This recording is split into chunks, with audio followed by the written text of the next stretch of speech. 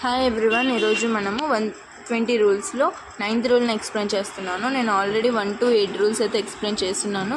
So first ముందు videos చూడండి, తర్వాత ఈ వీడియో చూడండి, మీకు క్లారిటీగా అర్థమవుతుంది. ఓకేనా? సో ఫస్ట్ ఇప్పుడు మనము రూల్ నెంబర్ 9 ఇక్కడ ఉన్న వర్డ్స్ని ఒకసారి చూద్దాం. చూడండి, junior, senior, inferior, interior, exterior, prior, preferable, superior. ఇవన్నీ ఏంటి? అడ్జెక్టివ్స్, కంపారిటివ్ అడ్జెక్టివ్స్ అంటారు వీటిని. సో ఇలాంటి వర్డ్స్ వచ్చినప్పుడు మనకి ఏం రావాలి? తర్వాత దాన్ అని రాకూడదు, ఏం రావాలి? టు అని రావాలి.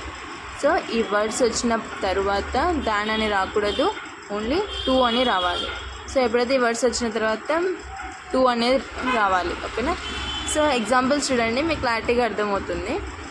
He is junior than me, no error.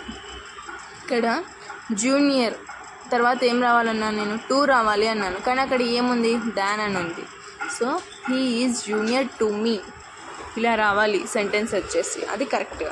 అక్కడ దాన్ అని రాకూడదు, టూ అని రావాలి. ఓకేనా? Next sentence, this cloth is superior than that, no error. ఇలా ఇస్తాడు సెంటెన్స్. ఇక్కడ సుపీరియర్ అడ్జెక్టివ్నే కదా, దాని తర్వాత ఏం రావాలి? టూ రావాలి, కానీ అక్కడ ఏమొచ్చింది? దాన్ అని వచ్చింది.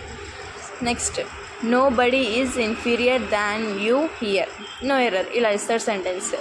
No body is inferior, inferior అనేది కూడా కంపారేటివ్ అడ్జెక్టివ్నే. తర్వాత ఏం రావాలి? టూ రావాలి, కానీ అక్కడ ఏమొచ్చింది? దాన్ అని వచ్చింది. సో ఇది ఎర్రర్ ఫైండ్ అవుట్ చేయడం. ఓకేనా?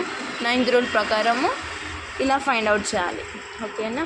ఇలాగనే ఇస్తారు ఎగ్జామ్స్లో అయినా కూడా, ఇలాగనే క్వశ్చన్స్ అయితే ఇస్తారు. వాటికి ఏంటంటే ఆప్షన్స్ ఇస్తారు, మనం ఏ ఆప్షన్లో ఎర్రర్ ఉన్నది కనుక్కోవాలి. ఓకేనా?